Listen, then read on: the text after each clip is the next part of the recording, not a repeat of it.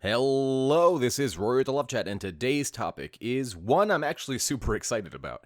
This is why do we gain or lose weight during a breakup, after a breakup, and I'm excited because we never talk about stuff like this, and some of the videos I'm going to be creating in the foreseeable future are going to be a little different. That doesn't mean we're not going to be having some of the other videos like the X-Pac stuff, but today's going to be something a bit different. I hope you guys enjoy it. For many of you hoping for an X-Pac reconciliation or a dating video, that will be coming out tomorrow. And in the comments below, tell me what you thought of this one. So, gaining weight during a breakup. We'll start with this one. I should take this time to explain that it's all ultimately a hormonal problem and a problem of intake. That's why we gain weight, because either we have too much insulin telling our body to store, insulin is the storage hormone, or we are simply taking in too many calories, which ultimately raises insulin. And I should go out and say that when I say weight, I'm talking specifically about body fat. Now, many of you have the opposite problem. Many of you lose weight and tons of weight during a breakup, and I never hear anybody complaining, but I figure this is a good video to tell people what exactly is going on. We're here to learn about breakups, so let's learn all about breakups. So, weight loss and weight gain are very common after a breakup, and if you're gaining weight, it's most likely due to stress. Stress releases a hormone called cortisol, and cortisol is that same hormone that activates these little receptors in your gut, in your stomach, that make you gain weight. So that's why sometimes something as simple as meditation, journaling, getting massages, things like that will help you feel less stressed. Ideally, avoiding stressful people or situations, like breakups, will help you lose weight. But too much cortisol in our bodies is problematic, to say the least, and we need cortisol. It does other functions as well, but too much cortisol, and you'll start to notice some symptoms like you'll have a loss of muscle mass, you'll have the increased fat accumulation like we were just talking about, your cognitive function won't be as well, you'll feel sluggish and like heavy all the time. You'll feel depressed, your blood pressure will go up, you'll have a substantial loss of calcium from your bones, and pretty much high blood sugar almost all the time, because you're in that flight or fight response, and think about what that does. That gives you the energy you need from your adrenal glands to escape danger. That's what's happening. Our body is extremely smart, and its number one goal is to have us survive.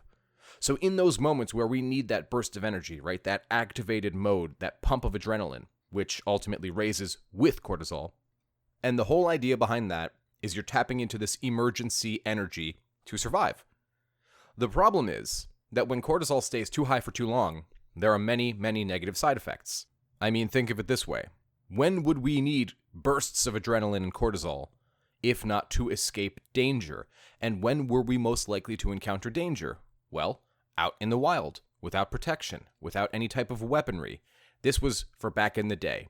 And what people forget sometimes is that we are still ultimately evolved from primates. We are still growing and learning.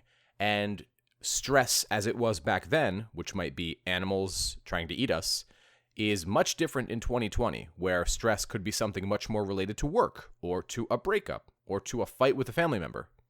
Is it going to kill you? No, of course not. But it will make you feel stressed, and that will lead to weight gain. The first thing the body does is to create more adrenaline, which flows into the body, and this increases our cortisol levels. That's what happens after a breakup. Now, that's on the subject of gaining weight. But what happens if you're like most people that I've heard of, myself included, and you lost a ton of weight during a breakup, after a breakup, or maybe it's not even a breakup. Maybe it's just a situation where there's a lot of grief, maybe loss of a loved one. So, on the reverse side, your body is being flooded with adrenaline. So, adrenaline goes up, and then cortisol goes up. So, on the reverse side, your body's being flooded with adrenaline, which overstimulates your cortisol.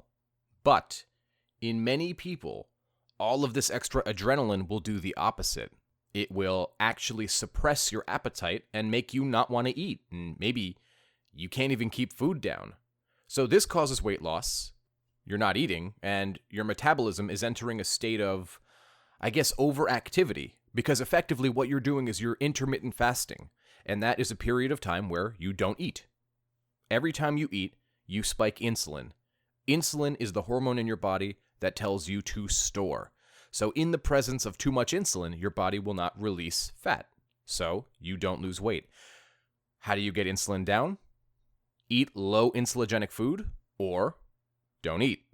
So now some of the people who hear the word weight do sometimes mean muscle. And muscle does weigh more than fat. And so think about what we're saying here. You're going to lose fat because you're not eating as much because you just can't think of food. Food disgusts you right now. That's all in your head. You're not hungry because you have no appetite because of the adrenaline. But also, you have less energy. So your activity in the gym naturally decreases. Now, earlier I mentioned something about intermittent fasting, which once again is just going through periods of not eating. So perhaps I go through 16 hours of the day with fasting, 8 of which is me sleeping, and perhaps the other 8 is just, hey, I haven't eaten, I'm not hungry. During this time, your body is pumping out adrenaline and norepinephrine, which are 2 hormones that the body produces in the face of stress, and fasting is a form of stress on your body. So now, because these hormones raise your heart rate, tense your muscles, make you sweat, they also release fat because you haven't taken in other food, and so your body needs to rely on the stored food, aka the fat, and during this period of intermittently fasting, that's all your body has to use. Sure, there's some glycogen in your muscles and in your liver, and it will burn that first if you're not in a state of ketosis, but all in all, your body goes after fat. And so that's why when you're not eating, when you're going through a breakup, and you kind of feel miserable, you burn fat. So I guess the moral of the story is, if you want to capitalize on this fat burn, in other words, okay, I have a couple of extra pounds to lose, I'm already broken up with, and this is something I would like, right? My ex is doing their own thing, and in the meantime, I might as well work on myself and my body. What should I do to capitalize this fat burn? Or how can I help myself not lose the weight? So first, let's answer the not lose the weight category, because some of you are wanting to gain weight and not lose it because maybe you're already small and losing much more would be dangerous. So how do you gain or at least maintain weight? Well, first and foremost, I need to go ahead and say that you need to visit your primary physician. Let them answer these questions for you. This video is for informational purposes only. You should not be taking medical advice from this. But what I would say is that if you're interested in gaining weight, have frequent meals, raise insulin, have high insulinogenic food, potatoes, carbohydrates, cereal, pancakes, all that. That stuff is high carb. Bananas. This will help you gain some weight and not stave off too much. Eat smaller, more frequent meals. If you're trying to lose weight, limit your meals. We want to raise insulin as little as possible, and you want to take it easy on the calories. Obviously, you want to make wise choices with nutrient-dense food, so maybe now's not the time to go crazy with McDonald's. Now's the time to have some spinach and maybe a couple of pieces of chicken, grass-fed, obviously, if you can. Get high-quality, nutritious food that tastes great, and if you can, to make some extra work of that fasting, exercise while you are fasted. So maybe get up, have a cup of black coffee, and that will help get things going. Make sure to be properly hydrated before you go, and then exercise, and then go home. When you're ready, have a nice meal, and then continue on with your day. That's the best way to capitalize on some of this weight loss. Now, I need to say that everybody is different. Everybody has different bodies.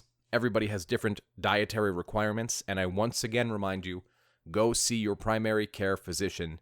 Those are the people you want to listen to first. This is just some observations that I've had from my own life, and through months, if not years, of studying health, nutrition for my own personal benefit. So I hope you guys like this video. It's something very different that we've never covered before. And I've toyed around with the idea of starting a different YouTube channel for health and fitness to sort of inspire myself to continue doing it, as it's something that even to this day I still work on. But let me know what you thought in the comments below, and I'll talk to you all next time.